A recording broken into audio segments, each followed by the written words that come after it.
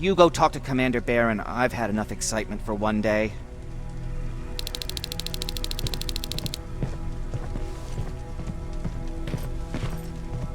Stay still. Don't move. Thanks for getting us out of there, Sergeant.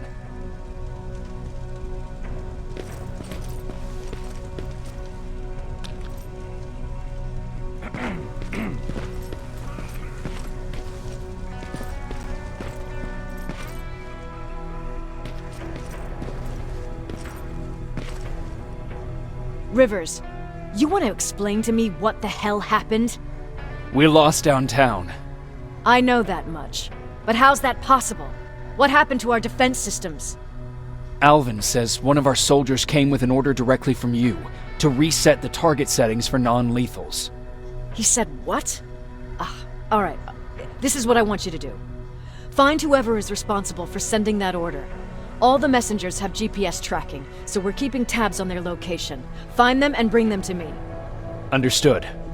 And Rivers, despite what I might say about our resident egghead, I truly have a hard time believing that my men are incompetent. So expect the unexpected. And you know what I mean by that. Do you think the infiltrator's back? We won't be sure until you find those messengers and confirm my suspicion. Now that you mention it, What? one of our soldiers said that it looked as if one of our guys led Skynet's attack. That only supports my case. As soon as you know what's going on, radio me. Who's Perry? You mentioned him before. The best soldier I ever fought beside. He was the one who brought me into the Resistance.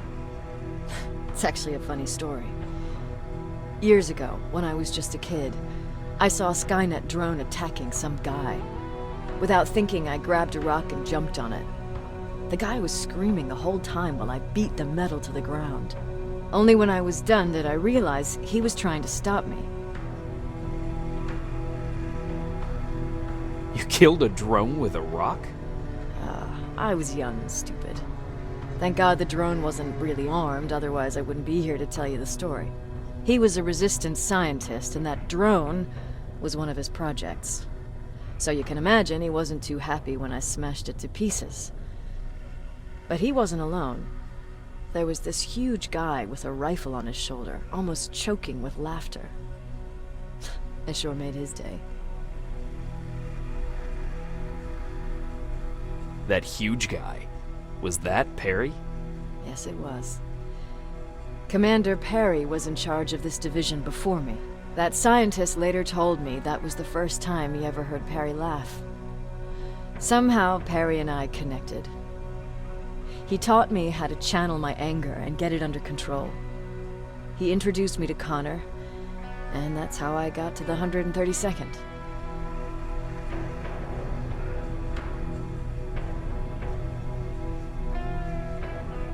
Whatever happened to Perry? Skynet got hold of our position. We had to leave our shelter. There were a lot of casualties, and he was one of them. He died a soldier. I'd never thought I'd be reminiscing about the day I met them. This may come as a surprise to you, but it was the first medal I ever destroyed.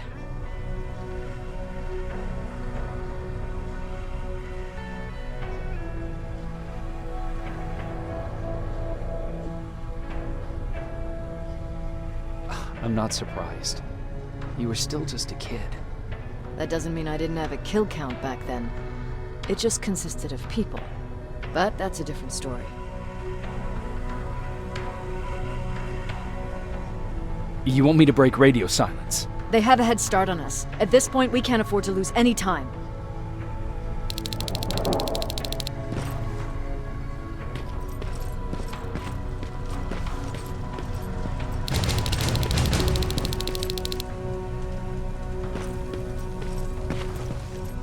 Jacob, you got a minute? What's up? I know you're busy, but I found something. Something I think you'll like.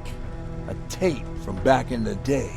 I want to play it for you, but my boombox is busted, so if you're out there and find one that works, bring it to me, okay?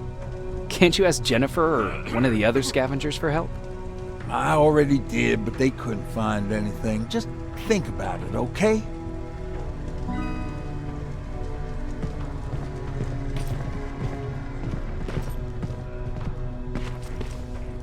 Jacob. How are the wounded doing? The few that came back, they're doing fine. We patched them up, and at this point we're just sitting and waiting. What's on your mind? Ever since you asked me about Peter, I can't stop thinking about him. Like a teenage girl. That's your fault, young man. Have you tried looking for him? I've looked for him for a while. I went to the place where we said we'd meet if we ever got separated. But he wasn't there. Maybe it's stupid. Maybe I should stop thinking about him. He's probably dead by now. God knows he can't take care of himself. Do you want to find him? Sometimes I think I should drop everything and go. I would get an earful from Baron, but she's nothing I can't handle. Anyway, what I didn't tell you before is that during Judgment Day, I lost a child. Our child. I don't know if it would have happened anyway, but I like to blame the machines for that. I think that Peter felt with Taylor we were given a second chance. God, he's still out there waiting for me, isn't he? Probably sitting in his rocking chair back in our house in Hollywood Hills. Oh, where the hell are you, Peter?